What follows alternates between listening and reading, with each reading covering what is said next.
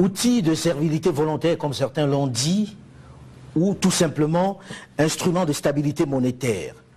La question du CFA passionne, divise les populations en Afrique. Aujourd'hui, le gouverneur Tiemoko Kone accepte d'être notre invité pour en parler pour la première fois. À quoi sert le CFA? Pourquoi on n'en sort pas? Qu'est-ce qu'on y gagne? Et que gagne la France dans cette aventure? Bonjour, monsieur le gouverneur. Bonjour, monsieur Foucault. Alors, comment expliquer que plus de 55 ans après les indépendances, les pays, anciennes colonies de la France, aient toujours la même monnaie, même si on a essayé de corriger l'acronyme CFA? Ça ne vous dérange pas? Est-ce que cela veut dire que les Africains ne peuvent pas créer une monnaie?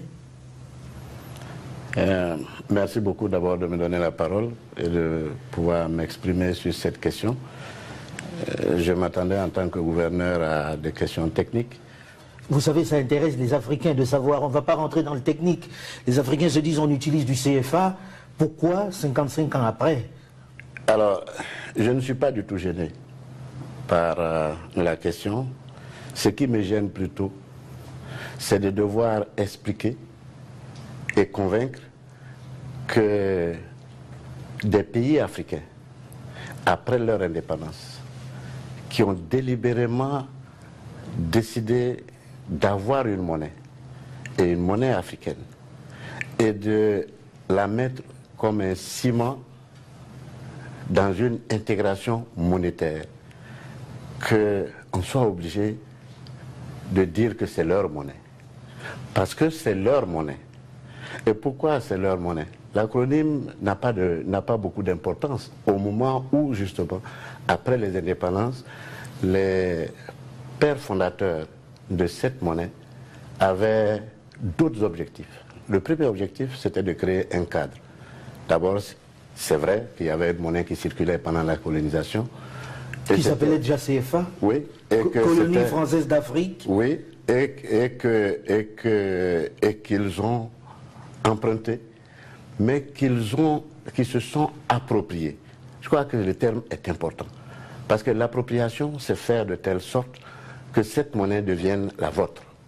Quand vous dites ça, on a un peu du mal à comprendre, monsieur le gouverneur. Oui. S'approprier la monnaie alors qu'on la fabrique ailleurs. S'approprier la monnaie alors qu'on sait très bien qu'elle s'arrime sur le trésor public français. C'est pas s'approprier la monnaie, ça? Si, s'approprier la monnaie, parce que la monnaie, c'est pas quelque chose qui se fabrique. La monnaie, c'est un ensemble de mécanismes qui permettent justement à un pays d'organiser ses paiements et d'organiser les transactions dans le pays. C'est ça la monnaie. Maintenant, si vous la confondez avec le billet, effectivement, il peut y avoir la confusion de dire que ça se fabrique ailleurs. Mais la monnaie, c'est un mécanisme et ça se met en place. Ce mécanisme qui se matérialise quand même par ces billets-là. Oui, mais tout le monde se bat pour avoir ces billets-là. Oui, c'est moins important, les billets qui viennent d'ailleurs. Parce que les billets qui viennent d'ailleurs, c'est purement commercial. Parce que quand on fabrique un billet, il y a beaucoup d'éléments qui rentrent dans la composition et dans la fabrication d'un billet. Donc, nos économies, aujourd'hui, en tout cas, nos économies n'ont certainement pas, et c'est valable pour beaucoup de pays, n'ont pas les moyens de pouvoir fabriquer sur place parce que ce ne serait pas rentable. Expliquez ça, j'ai envie de comprendre. Oui. Vous voulez dire qu'aujourd'hui, en 2017, les Africains ne sont pas capables de fabriquer leur monnaie à eux, qu'ils sont obligés de retourner à l'ancienne métropole pour fabriquer leurs billets? Si les statistiques que j'ai sont exactes, je crois qu'il n'y a que 8 ou 9 pays sur les 52 pays africains qui fabriquent leur monnaie. Et c'est peut-être tout simplement parce que soit la taille de leur économie et les besoins ne peuvent pas justifier l'implantation d'une fabrique de monnaie. Parce que d'abord, c'est une technologie qui est très chère, c'est une technologie qui évolue très vite, et puis c'est une technologie qui est très concurrencée par les faussaires, parce que autant vous avancez, les faussaires aussi avancent. Mais comment convaincre l'autre que, bon, ok, nous ne fabriquons pas notre monnaie, et que celui qui fabrique n'a pas la main dessus? Est-ce que celui qui fabrique n'en fait pas ce qu'il veut? Est-ce que ce n'est pas en réalité une façon pour la France de garder la main sur ses anciennes colonies? Non, non, pas du tout. Vous voyez la grande différence qu'il y a entre ceux qui gèrent la monnaie et qui gèrent même ce qu'on appelle les signes monétaires et le public, c'est que pour nous, c'est du papier fiduciaire dans un premier temps. C'est comme une imprimerie qui fabrique des imprimés, avec la différence que ces imprimés ont une caractéristique qui est particulière parce que c'est des billets de banque. Vous voyez, donc vous avez le contrôle dessus? Mais absolument. Absolument, parce que la quantité, c'est nous qui la donnons. Les éléments qui doivent y figurer, c'est nous qui les donnons. Donc, il n'y a pas, la France ne décide pas d'imprimer un billet et puis de nous la donner. C'est nous qui demandons. Et on le fait avec la France, vous savez pourquoi? Parce qu'un billet, pour arriver à avoir un billet qui soit parfait et qui convienne à l'utilisation des populations, ça met du temps. Ça met du temps, pourquoi? Parce qu'il y a des effets climatiques. Un billet qui circule dans une partie de l'Afrique qui est humide n'a pas la même consistance, ou ne doit pas avoir la même consistance qu'un billet qui circule dans le Sahel. Parce que ce n'est pas du tout la même chose. Et pour qu'un billet donc ce n'est pas la volonté de la France que ce soit fabriqué là-bas? Non, pas du tout. C'est nous qui décidons que ce soit fabriqué là où nous souhaitons que ce soit fabriqué. Mais il est évident qu'à un certain moment, puisque nous avons pris l'habitude de le faire et qu'ils font quelque chose qui satisfait à nos besoins, alors à ce moment-là, il n'y a pas de raison pour qu'on change. La seule chose qui peut changer, c'est que les prix, nous sommes très sensibles aux prix, parce que autant nous ne pouvons pas fabriquer le billet, parce que ça coûterait trop cher pour nos petites économies, autant nous sommes très regardants sur les prix. Sur les prix, je sais que c'est votre cheval de bataille, la lutte pour la stabilité des prix. Mais est-ce que c'est une économie, ça? Est-ce que c'est l'essentiel dans une économie? Est-ce que ça ne bloque pas l'octroi des crédits et la croissance? Non, la stabilité des prix, non. La stabilité des prix, vous savez pourquoi elle est importante pour les banques centrales et elle est importante pour les économies? C'est parce que tout simplement, ça permet d'abord de maintenir le pouvoir d'achat des populations. Ça, c'est important. Parce que, et dans notre zone, on peut dire que le taux d'inflation a été jusqu'ici très bas, parce qu'il est très contrôlé, parce que nous suivons. Et ici, c'est peut-être là où la ménagère va au marché en n'étant pas inquiète, parce qu'elle ne sera pas surprise que le prix du riz a été multiplié par 10 ou a augmenté de façon incontrôlée.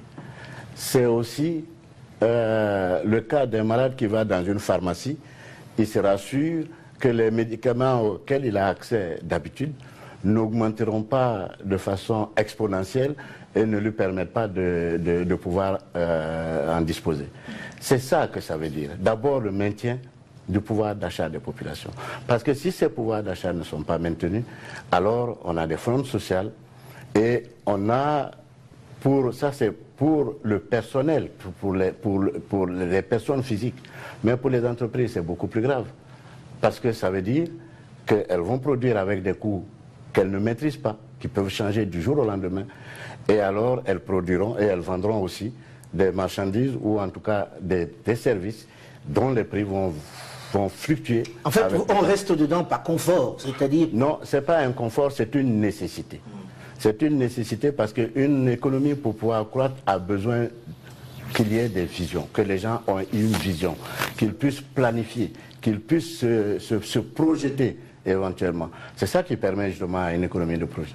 Mais si je ne sais pas, en construisant une usine aujourd'hui, que demain je pourrais vendre les produits parce que les prix auront tellement augmenté que je ne serai même pas capable de vendre ces produits, mais aujourd'hui je ne construis pas l'usine.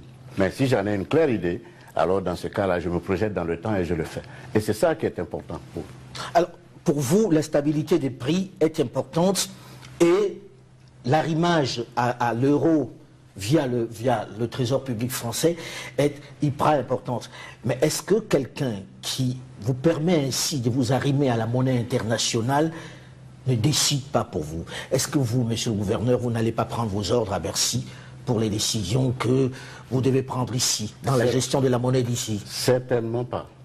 Certainement pas. Et ça n'a absolument rien à voir.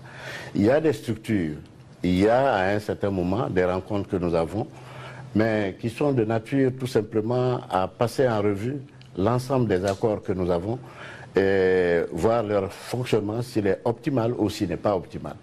Je crois que ça c'est... Mais aucune décision qui est prise ici, en tout cas dans cette maison, tant dans la gestion de la maison que dans la gestion de la politique monétaire, n'est prise à Bercy. elle n'est pas prise à Bercy, mais il y a quand même un représentant de l'État français au conseil d'administration de la BCEAO et même de la BEAC, la Banque des États de l'Afrique centrale. Est-ce qu'il ne vient pas là pour veiller à ce que son argent soit mieux géré, c'est-à-dire qu'il ait un regard sur ce qui se passe ici? Non, il ne faut pas confondre les choses. Quelle est sa place au conseil d'administration? Mais c'est la place d'un administrateur comme tous les autres. Donc il n'a pas de pouvoir de décision, il n'a même pas, comme j'ai entendu dire à certains moments, un droit de veto. Parce qu'un droit de veto, c'est juridique, ça s'écrit dans les textes. Et on conçoit ça dès le départ et on l'applique. Il n'a pas de droit particulier par rapport à un autre administrateur.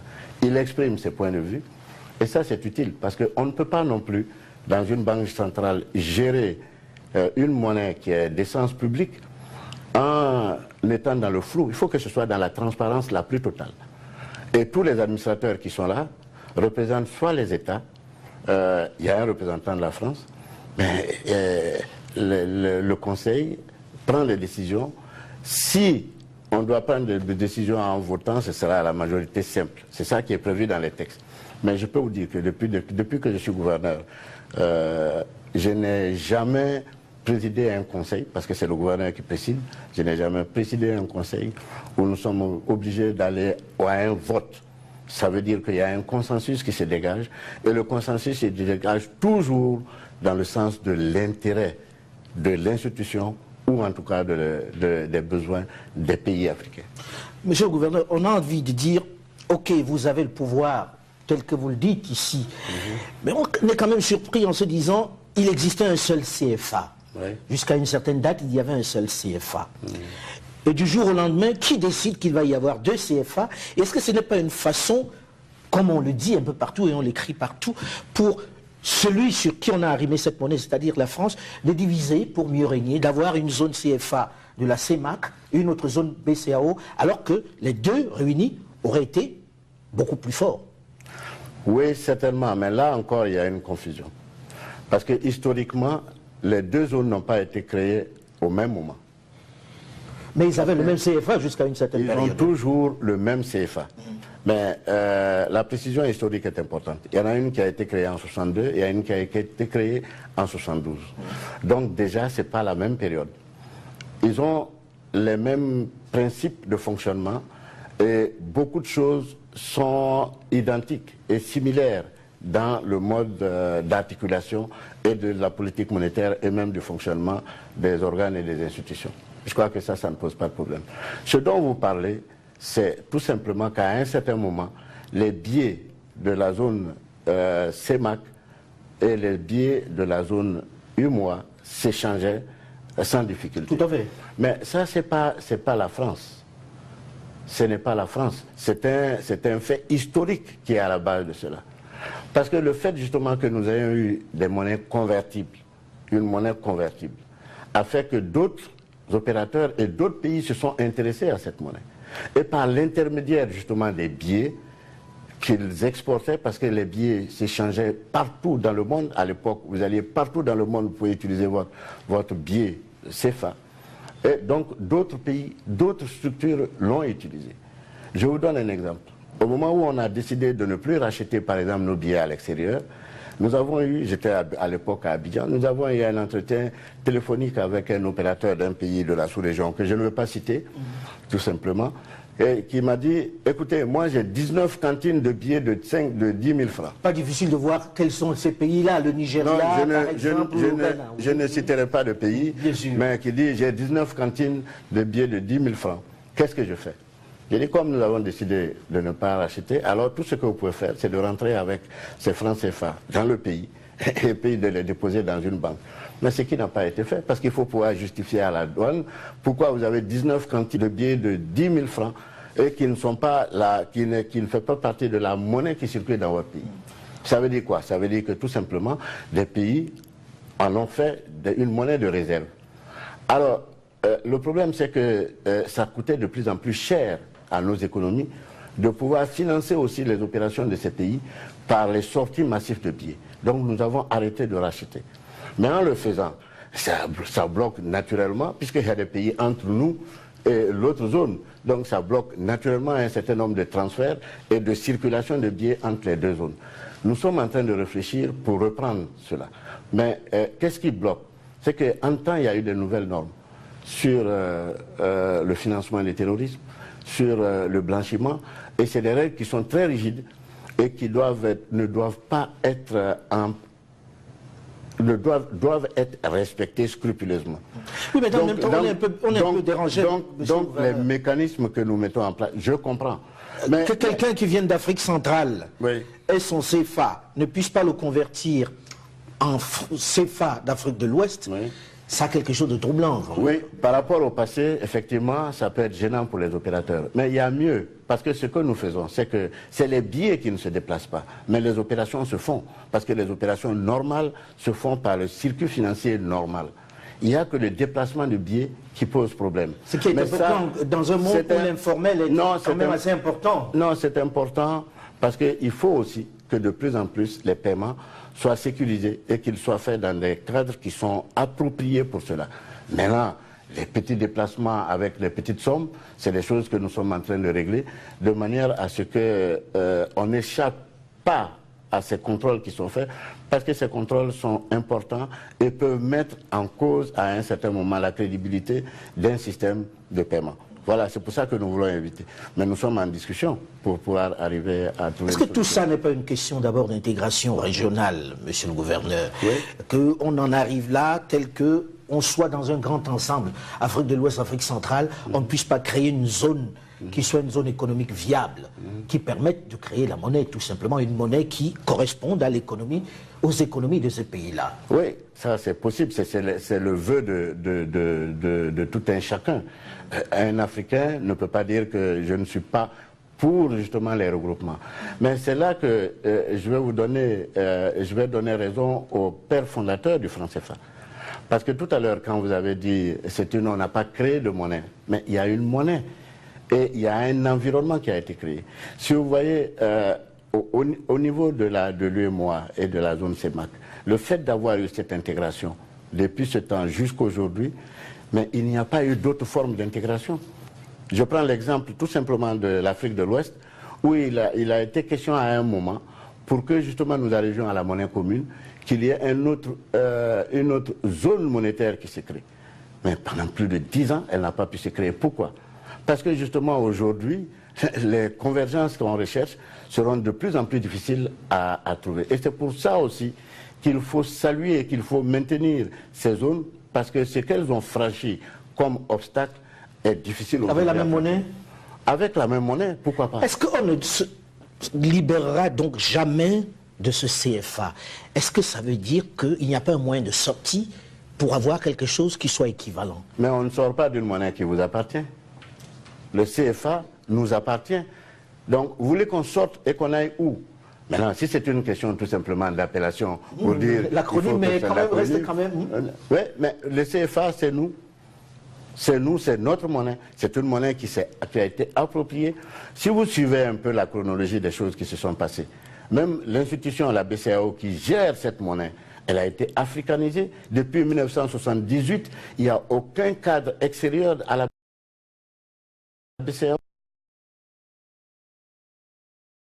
Paix à son âme, et tout ce qui a été construit comme réforme pour que nos pays arrivent aujourd'hui à des zones de croissance et des croissances les plus fortes dans le monde actuellement, mais c'est parce que tout simplement il y a eu un travail qui a été fait pour cette monnaie. Mais on sait que dans les affaires, il y a toujours des intérêts. On ne fait pas, dans le monde des affaires, on ne fait pas des choses pour la gentillesse ou pour de la philanthropie. Si la France accepte cet arrimage jusqu'à cette date, elle aussi en profite. Parce qu'on a écouté le président Emmanuel Macron dire que le CFA sert à l'Afrique. Est-ce qu'elle ne sert pas aussi les intérêts de la France? Très honnêtement, une fois que vous avez dit c'est important pour la stabilité, on peut le comprendre, mais il ne faut pas laisser croire que la France le fait par philanthropie.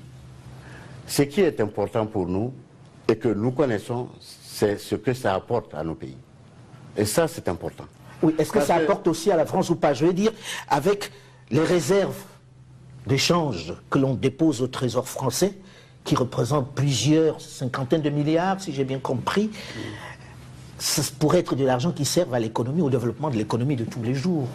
C'est de l'argent qui manque à l'investissement. Je suis désolé de vous dire que ceux qui disent ça ne connaissent pas l'économie française et ne connaissent pas les besoins de cette économie. L'économie française par rapport à nous, ce que nous avons au compte d'opération, c'est une goutte d'eau. C'est même pas une goutte d'eau. Mais ça représente beaucoup pour nous. Ça représente beaucoup pour nous, mais ça représente pratiquement rien pour la France. Parce que nous avons les chiffres. Je crois que ça a besoin qu'on mette en place les chiffres et qu'on dise. Je n'ai malheureusement pas les derniers chiffres, je ne peux pas vous les donner, mais c'est une goutte d'eau, c'est rien du tout. C'est rien du tout. Mais par contre, c'est important pour nous. C'est important pour nous parce que, voyez-vous, si aujourd'hui les investisseurs qui viennent investir dans nos pays n'avaient pas la possibilité, avec la convertibilité du franc CFA, de pouvoir faire des transactions extérieures, mais il y a longtemps que les investissements se seraient arrêtés. Si nos propres opérateurs ici, qui ont besoin de faire des transactions à l'extérieur, ne pouvaient pas le faire, parce que la monnaie n'est pas convertible, mais ça sera arrêté.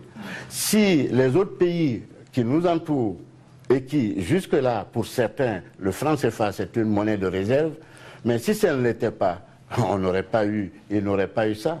Alors, ça veut dire quoi? Ça veut dire que ce que nous devons prendre en considération, c'est ce que nous, ça nous apporte. Et ça, nous le savons. Mais on paye pour ça aussi. Je ne sais pas si c'est un prix. Mais je ne suis pas persuadé que de toutes les façons, ce soit en rapport avec ce que nous gagnons. Alors là, avec la chute des cours des matières premières, les réserves dans le compte d'opération d'échange ont baissé considérablement. Et de façon presque officielle, on parle de plus en plus d'une menace de dévaluation. Après celle de 1994, on risque de tomber encore dans une dévaluation. Est-ce que c'est nécessaire aujourd'hui, monsieur le gouverneur? Est-ce que ce n'est pas une menace encore, une façon de fragiliser les économies de cette région? Vous savez, si vous demandez à un gouverneur de banque centrale de vous dire s'il va avoir une dévaluation ou pas, je suis sûr que vous n'attendez pas à une réponse. Ça c'est clair. On l'avait déjà vu pour la dernière dévaluation jusqu'à la veille. Mais si vous me demandez de vous dire quelque chose sur la situation actuelle, moi, je pense que la dévaluation n'est pas la seule solution au problème de baisse des réserves de change, de baisse d'activité et de baisse éventuellement des réserves de change. Parce que cela est dû à quoi? Cela est dû tout simplement à ce que les prix des matières premières, de certaines matières premières ont baissé. La solution définitive, et ce que nous recommandons en tant que banque centrale, c'est la diversification de nos économies. On dit ça depuis longtemps, on ne voit pas ça se diversifier. Oui, ça se diversifie, mais ça prend peut-être du temps. Vous savez, pour dire que je construis une usine pour traiter sur place un certain nombre de produits, ça suppose que vous ayez les moyens de construire cette usine. Si un privé ne vient pas construire, ça veut dire que vous avez les marchés que vous pouvez conquérir. Ça veut dire qu'il y a beaucoup de choses. Et je crois que justement nous sommes rentrés dans une phase qui est une phase très importante. Cette phase où pratiquement tous les pays ont mis en place des plans de développement nationaux qui ont été soutenus par toute la communauté internationale, avec même des appuis budgétaires et des appuis financiers. Je crois que c'est le moment de s'intéresser à ça.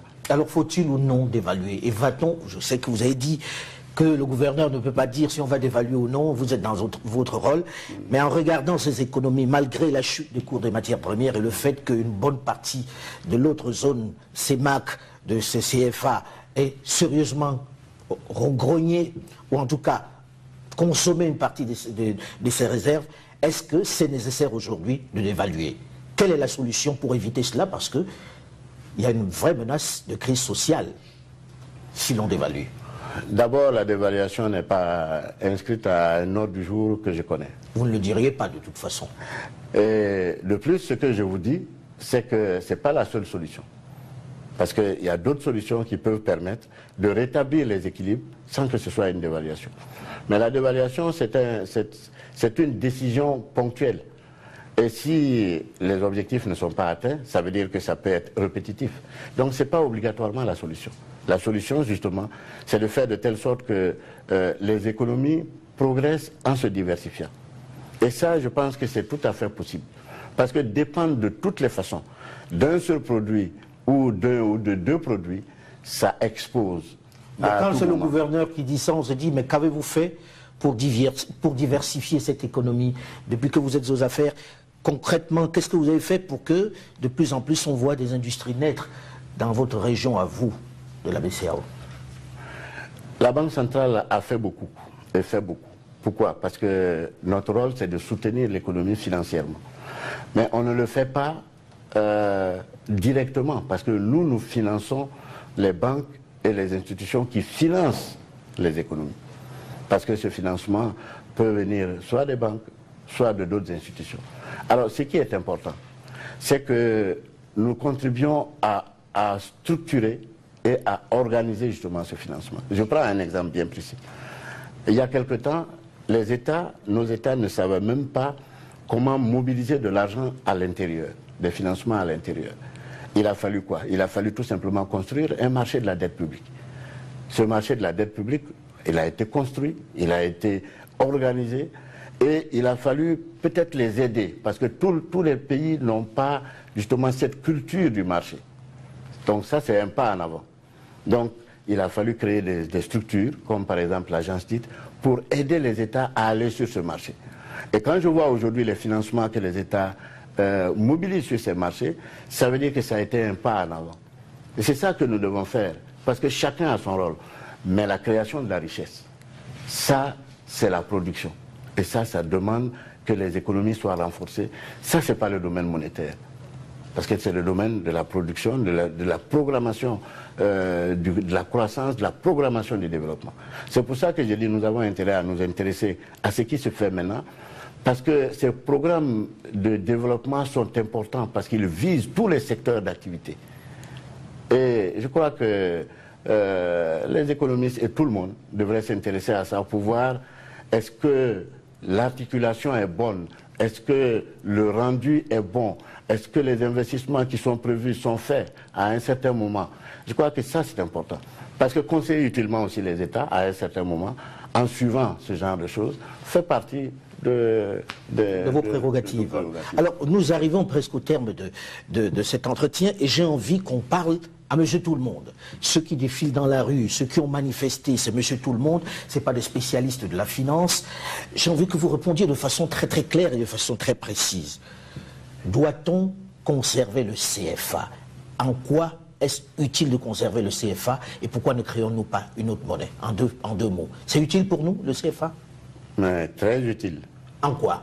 Pour Madame Koulibaly ou pour Madame Traoré qui est à Bamako, elle se dit, pourquoi est-ce qu'on garde la monnaie du blanc? Vous lui dites quoi? Moi, je lui dis que ce n'est pas la monnaie du blanc. Dès le départ, ce n'était pas la monnaie du blanc et ce ne sera pas la monnaie du blanc. Maintenant, si nous décidons que c'est la monnaie du blanc, alors à ce moment-là, nous le donnons au blanc, mais ce n'est pas la monnaie du blanc. À quoi ça lui sert à elle, la stabilité monétaire dont vous parlez? Stabilité que garantit l'euro? La stabilité, pour elle, c'est important. En quoi? Parce que quand elle va au marché, c'est une mère de famille et qu'elle doit faire les dépenses de sa maison, elle le fera parce qu'elle sait qu'elle a les revenus pour le faire. Mais si les prix augmentent tous les jours, il arrivera un jour où elle ira au marché, elle ne pourra pas acheter ce dont elle a besoin pour nourrir sa famille parce qu'elle ne peut plus supporter les prix, parce que ses revenus n'ont pas augmenté de la même façon. Il y a des pères de famille qui ont des enfants qui sont à l'extérieur et à qui ils envoient régulièrement de l'argent pour leur bourse. Si la monnaie n'était pas convertible, ce n'aurait pas été possible. Mais c'est parce qu'elle est convertible qu'ils peuvent le faire. Et si la stabilité n'est pas aussi observée, ça veut dire que tous les 2 mois, ils vont devoir envoyer le double ou le triple de ce qu'il faut. Ils ne peuvent pas prévoir en gros. Ils ne peuvent pas prévoir sur la durée. Et ils ne peuvent même pas à certains moments le faire parce que leur revenu ne leur permettra de faire. Alors je vais vous dire une chose qui est très importante. Une monnaie, quand elle n'est pas bonne pour les populations, on n'a même pas besoin de demander aux populations de descendre dans la rue. Ils descendent dans la rue. Ce qu'on fait, c'est de les empêcher de descendre dans la rue. Et ça, c'est pas ce qui ne s'est pas vu en Afrique. Donc c'est pas ça. Le franc CFA ne nous amène pas à ça. Et le franc CFA nous amène à quelque chose. Peut-être qu'il faut envisager de le concevoir différemment et de ne pas peut-être avoir un seul arrangement avec un seul pays, avec qui le passif est parfois houleux, même s'il y a beaucoup de choses à dire sur la question. Oui, ça, je crois que, si vous voulez, toutes les évolutions sont possibles. Est-ce que c'est envisagé? À condition que ce soit quelque chose qui serve les pays. Est-ce que c'est envisagé la création d'une monnaie? Non, parce qu'il y a une monnaie. on ne peut pas créer une monnaie. On ne peut pas créer une monnaie quand vous avez une monnaie. Peut-être que si vous dites que l'articulation de cette monnaie peut changer, peut évoluer, mais ça évoluera avec les besoins des économies. Parce que c'est ça qui est sage. Vous voyez? Alors, je vais vous donner un exemple, M. Foucault, et qui est très important. Vous savez, l'articulation telle que ça a été fait, le cheminement qui a été fait par les pères fondateurs du franc CFA, mais c'est exactement ce qui a été fait pour le rand sud-africain. Le rand sud-africain a été créé à un moment où on était en plein apartheid. L'apartheid a eu quelque chose de quand même plus dur que la colonisation normale. Mais au sortir de là, parce que c'était la minorité blanche, mais au sortir de là, la majorité blanche qui a pris le pouvoir n'a pas décrié le rand sud-africain. Ils l'ont conservé, ils se sont appropriés. Et c'est là la notion de l'appropriation qui est devenue. Ça veut dire qu'ils le gèrent, ça veut dire qu'ils savent ce qu'ils font de cette monnaie. Et ils ont gardé Mais vous n'entendrez jamais, que ce soit dans la presse ou que ce soit partout, vous n'entendrez pas que le rand sud-africain est une monnaie de l'apartheid. Vous ne l'entendrez pas. Merci à vous, monsieur le gouverneur, de nous avoir reçus. Merci beaucoup. Cet entretien est à présent terminé. Nous nous retrouvons pour la seconde partie en débat avec des experts. À très vite.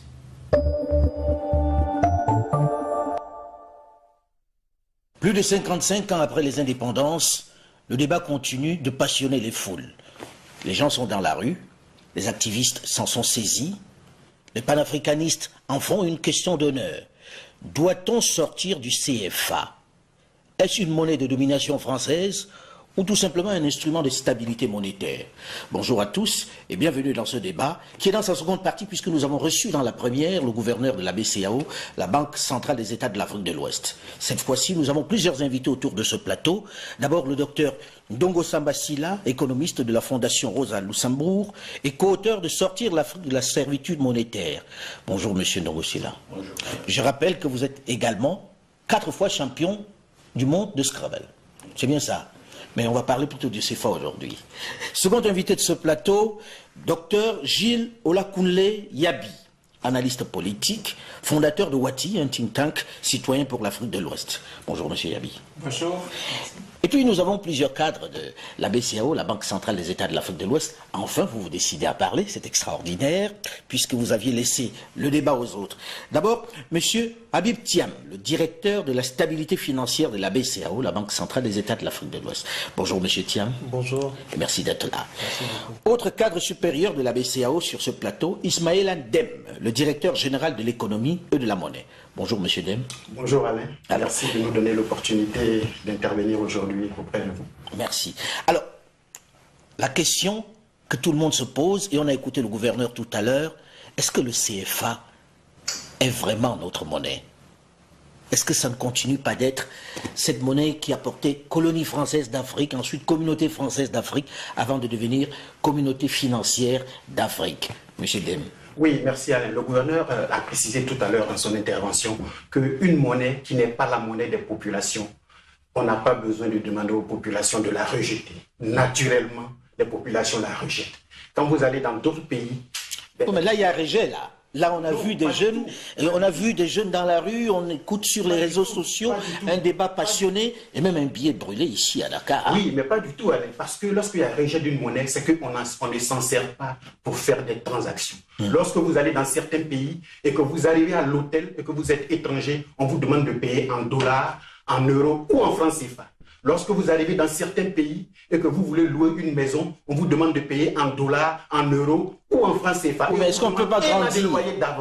Mais est-ce qu'on ne peut pas grandir un peu et créer la nôtre aussi, qui ne soit pas forcément arrimée sur l'ancienne colonie, puisque ça suscite des passions?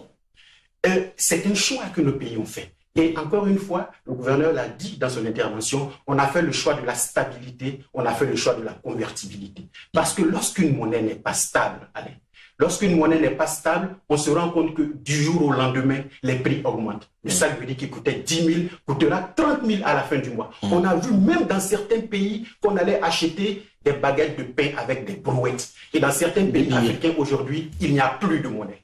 C'est le dollar qui circule. Monsieur Samba Ndongo, vous qui avez écrit sur la question et qui parlez de sortir de la servitude monétaire, vous partagez ce point de vue? Ça ne vous gêne pas? Pas du tout. En fait, je pense que le franc CFA est une monnaie qui est sous tutelle française d'abord et européenne. Et je vais rappeler une décision du Conseil de l'Union européenne du 23 novembre 1998. Parce que lorsqu'il y a eu le passage du franc CFA à l'euro, du franc français à l'euro, il fallait maintenir un peu les accords de coopération, de change entre les pays de la zone franc d'Afrique et la France.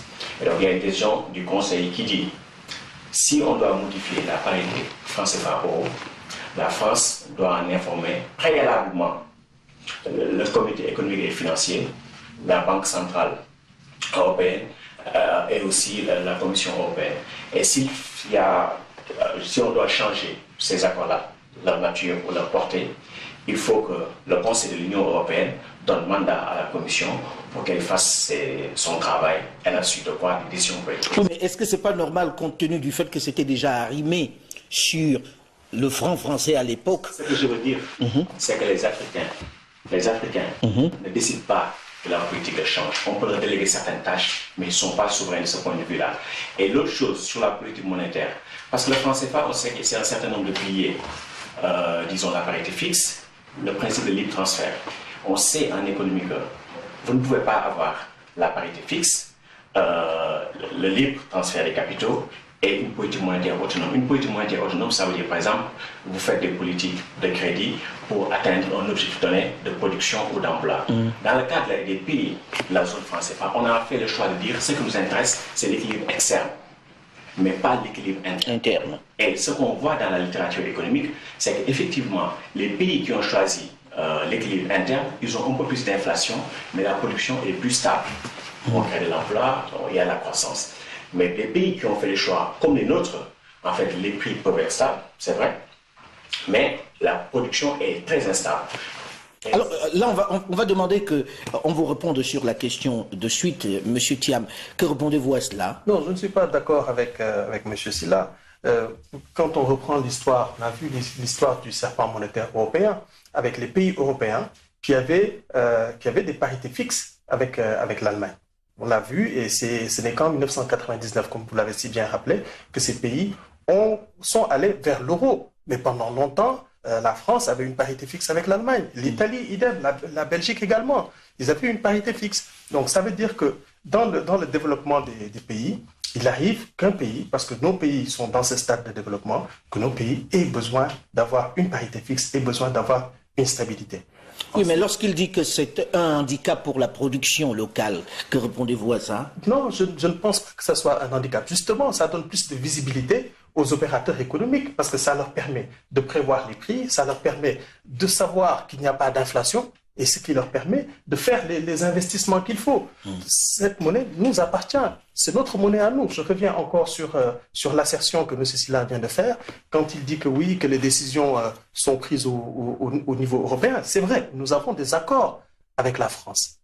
Au titre de ces accords, qui dit accord dit qu'on a des obligations et de part et d'autre. Donc, il y a des obligations de part et d'autre. Nous avons fait le choix d'avoir la parité fixe. Si on voulait, on pouvait faire un autre choix. Mais le choix de nos pays, c'était de dire nous voulons une parité fixe avec une monnaie d'ancrage et nous avons fait le choix de l'euro. On aurait pu faire un autre choix, mais c'est ce choix qui a été fait. M. Wadi. Alors, M. Yabi Wati est à l'organisation. Merci à nous de l'occasion. M. Yabi Wati, on est très proche. M. Yabi.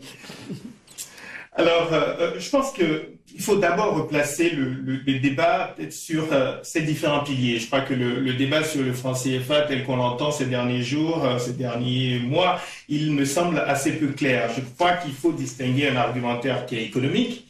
On peut épiloguer sur les avantages et les inconvénients du franc CFA, parce que toutes les monnaies, tous les systèmes qu'on choisit, parité fixe, système flottant, etc., ont des avantages et des inconvénients. Je crois qu'il faut reconnaître que le CFA a au moins un avantage, c'est celui de la stabilité. Et il faut aussi reconnaître que la stabilité, malgré tout, elle joue un rôle, disons, rassurant sur les investissements et donc aussi un rôle qui peut être positif pour la croissance. Il vaut mieux avoir de la stabilité que de l'instabilité pour avoir de la croissance, pour avoir un environnement, disons, favorable à la croissance. Mais en même temps, il faut reconnaître également que lorsqu'on met l'accent sur la stabilité, généralement, on perd en dynamisme, on perd notamment en incitation à la production locale. Et je crois que ce débat entre économistes sur les avantages et les inconvénients du franc CFA, c'est un débat qui est intéressant. Je crois qu'il va être difficilement tranché parce qu'à nouveau, il y a derrière un choix qui doit être fait entre ce qu'on place comme étant l'objectif primordial. Mais je crois qu'au-delà de ce débat, il y a un débat qui est symbolique. C'est une monnaie qui a un héritage. C'est un héritage colonial. Je crois qu'on ne peut pas factuellement le contester. Le nom a changé, l'acronyme a changé de signification, mais il est dans la continuité du franc des colonies d'Afrique. Justement, vous parliez du fait que ça restait une monnaie avec un gros passif colonial. Pour vous, qu'est-ce qu'il faut faire dans ce cas? Faut-il sortir de là à cause de ce passif, à cause de cette symbolique, si elle offre les avantages que vous-même vous citez, c'est-à-dire la stabilité? Je pense à nouveau que c'est le débat symbolique, il est sur un autre plan et il est tout aussi important que les débats économiques. Et je crois que c'est une erreur pour un certain nombre de responsables politiques de la région d'écarter cet argumentaire symbolique du revers de la main. Parce que lorsqu'on a une jeunesse, lorsqu'on a une génération qui demande des signes de rupture politique, simplement pour affirmer qu'on rentre dans une nouvelle ère avec des relations différentes avec l'ancienne puissance coloniale, je crois qu'il est du devoir des politiques de reconnaître cette volonté ou cette aspiration de la part de la jeunesse, tout en essayant de leur donner davantage de clarté, davantage de connaissance. Mais je crois qu'il est extrêmement dangereux de balayer du revers de la main cette revendication. Mais le gouverneur vous dit c'est notre monnaie aujourd'hui. Je crois que lorsque le gouverneur dit c'est une monnaie qui nous appartient, on se l'est appropriée. En fait, le terme d'appropriation, on le voit beaucoup lorsqu'on fait des études de développement. Lorsqu'on dit qu'on s'est approprié quelque chose, ça veut dire que dès le départ, on l'a pas créé. On récupère cela après coup. C'est très bien que... Mais quelqu'un qui vous dit... Je pense qu'il y a des réformes. Je pense qu'il y a des réformes, mais je suis tout à fait au fait des réformes qui sont intervenues au fil du temps au niveau des banques centrales. Et effectivement, au niveau des banques centrales aujourd'hui, le pouvoir de décision, il est entre les mains des pays africains. Mais ce n'est pas ça le... Est-ce qu'il est vraiment entre les mains des pays africains? Parce que là-dessus, vous n'êtes pas d'accord avec M. Samandongo. Est-ce qu'il est vraiment entre les mains des pays africains? Quand je dis qu'il est entre les mains, je veux dire... on n'a pas l'influence telle qu'elle est décrite par un certain nombre de contempteurs du franc CFA. Mais par contre, le rapport de force politique, il se fait au niveau des chefs d'État également. Donc ce n'est pas simplement par la présence d'un administrateur ou pas de Français dans le comité de politique. Parce qu'on dit beaucoup de choses. Si vous permettez peut-être sur ce point, je reviens rapidement sur l'héritage colonial. Je pense qu'on ne doit pas nourrir de complexes par rapport à cela. Le français que nous parlons aujourd'hui est un héritage colonial. C'est de l'histoire. Je pense qu'on est rentré dans la nouvelle ère depuis 1960. Nous, on n'a pas envie de rétro-pédaler. L'indépendance des États, ça a été décidé en 1960. On est dans une nouvelle ère. Moi, je ne suis pas né pendant la colonisation. Je suis né après. Et je n'ai pas de complexe. Et je pense que les agents de la BCEAO et tous nos concitoyens aujourd'hui n'ont pas de complexe par rapport à ça. On parle surtout c'est remarquable la réflexion où vous dites on parle du franc aussi. Donc peut-être qu'il faudrait remettre ça en cause aussi. On parle de l'acronyme, de la remise en cause de l'acronyme franc. Il y a le franc rwandais aujourd'hui, il y a le franc suisse. Pourtant, et le franc n'existe pas en France. Donc, bon, peut-être qu'il y a un problème, il y a un dénigrement systématique sur cet acronyme-là. Alors que sur le fond, c'est pas ça le problème. C'est pas ça le problème. C'est pas ça le problème des États et c'est pas ça le problème de nos populations. Et pour rebondir tout à l'heure sur le problème de l'indépendance, je dois vous dire que dans toutes les instances de la Banque centrale, que ce soit le conseil d'administration ou le comité de politique monétaire, nous avons un seul représentant français. Le comité de politique monétaire compte 16 membres, dont un seul représentant de la France. Est-ce qu'il a le droit de veto? Il n'a pas de droit de veto. Les décisions sont prises à la majorité simple. Et je voudrais dire au professeur Stila que dans ce comité de politique monétaire, il y a des membres qui sont nommés intuitifs personnels, qui ne sont pas choisis par des politiques. Et il y a deux éminents professeurs titulaires de la sous-région actuellement. Je vais parler du professeur Adama Diaw de l'université de Saint-Louis et du professeur Mama Ouattara de l'université d'Abidjan. Monsieur Stila, qui est un universitaire, pense-t-il que des personnalités aussi éminentes vont siéger dans les instances de la Banque centrale et être à l'ordre des Français? Il va vous répondre. En fait, ce que je veux dire, c'est que déjà, moi, je ne salue pas la décision des, entre guillemets, pères fondateurs du franc CFA, comme le gouverneur a pu le dire. Et je voudrais revenir sur l'argument de stabilité. Parce que vous avez posé une question concrète. Qu'est-ce que ça apporte à Mme Traoré ou M. Koulibaly? Je vous dis que cette stabilité-là, elle n'a pas créé l'investissement, elle n'a pas créé de croissance. Après 71 ans, disons, de compagnonnage monétaire, où en sont les économies africaines?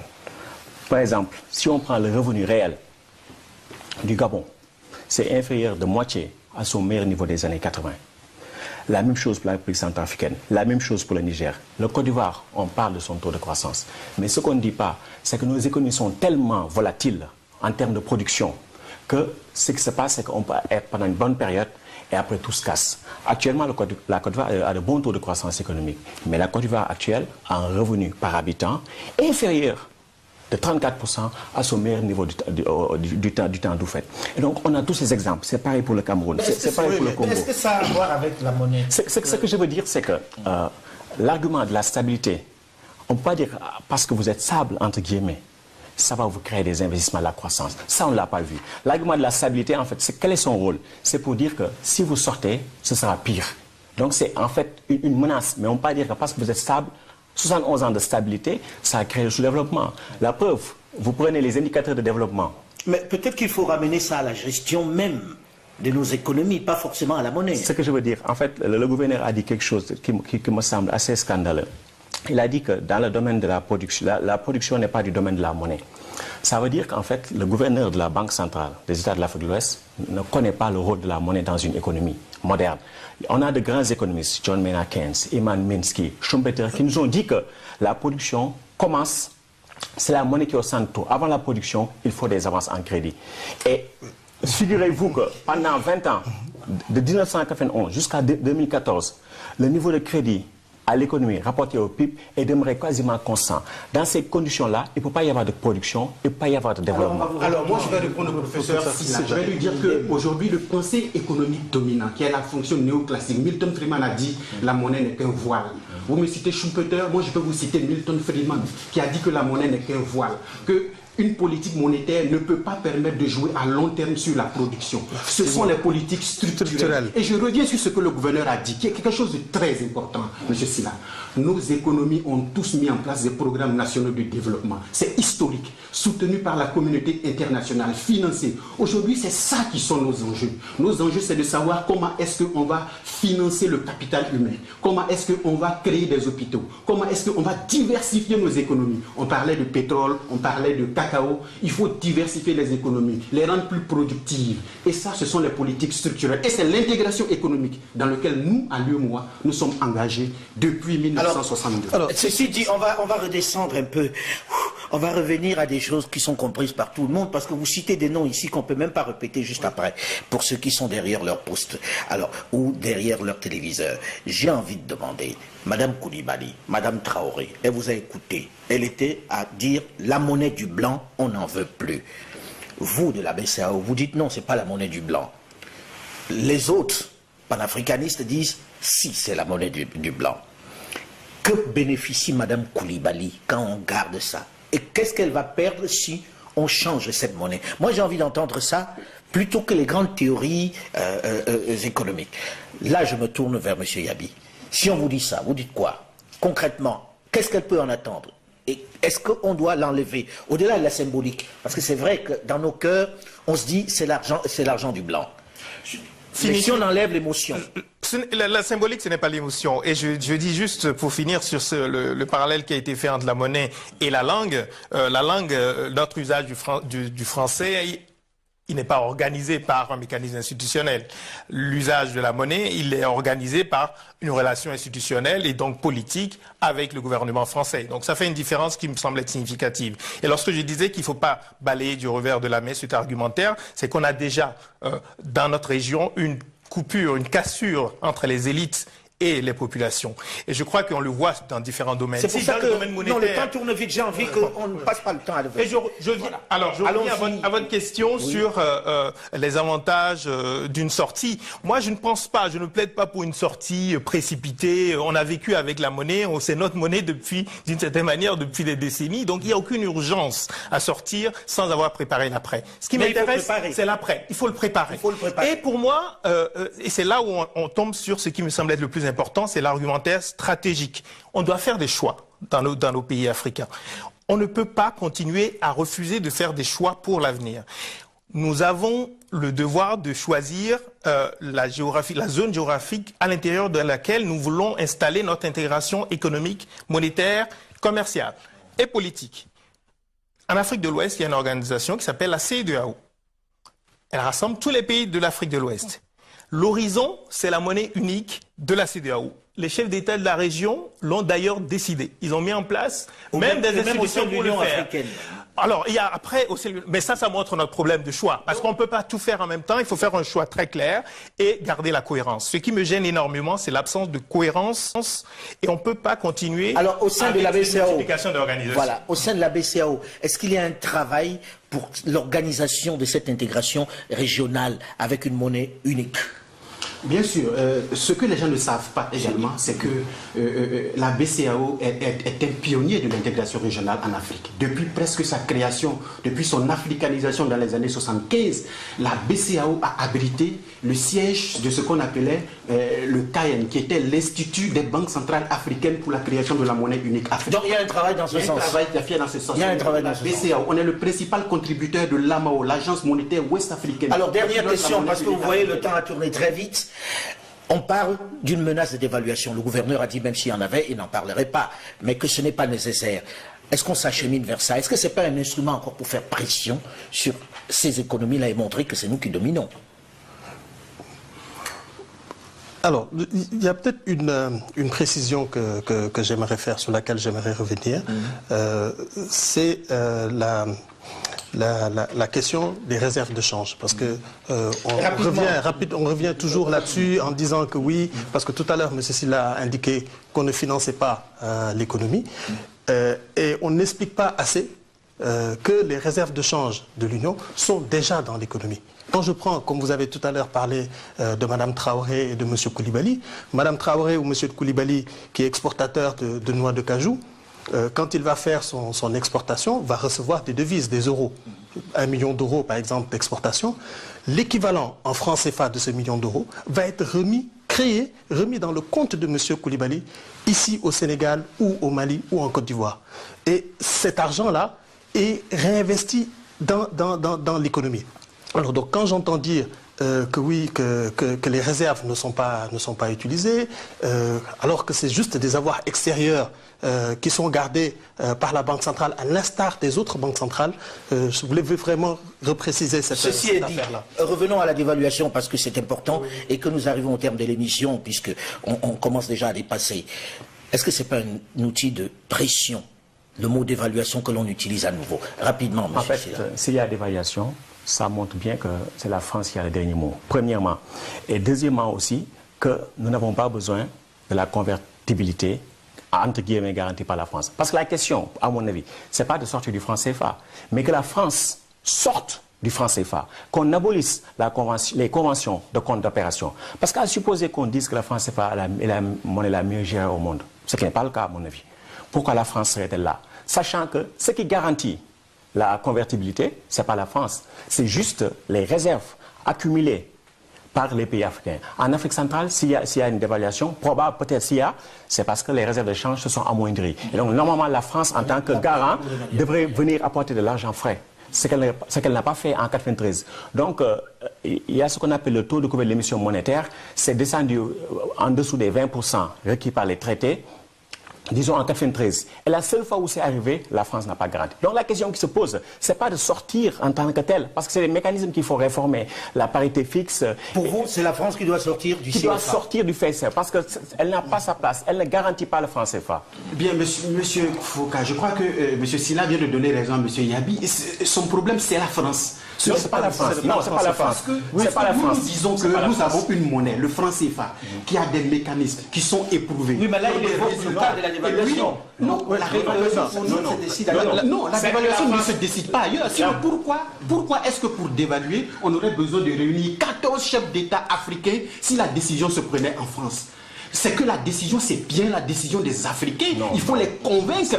Mais on a vu la pression du FMI et autres institutions. Le FMI fait pression sur nos États lorsqu'elle estime si vous permettez. C'est fait pression également sur la Grèce. Ce n'est pas la France. La France devrait toujours être là. C'est la question qui se pose, sachant qu'elle ne garantit pas la monnaie. Non, parce que quelqu'un qui garantit, c'est quelqu'un qui apporte l'argent frais. Non, la garantie, c'est une garantie de convertibilité.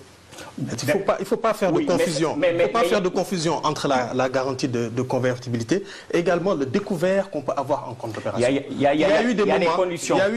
Malheureusement, je suis obligé de vous interrompre, puisque le temps tourne vite, on arrive au terme de ce magazine. La question du CFA passionne et on reviendra certainement là-dessus dans quelques temps. Là, vous avez parlé avec moins de passion, je dois l'avouer, puisque quelquefois le débat tourne court. Merci à vous d'avoir accepté de venir en débattre. Le débat s'est terminé pour aujourd'hui. Restez à l'écoute de nos programmes.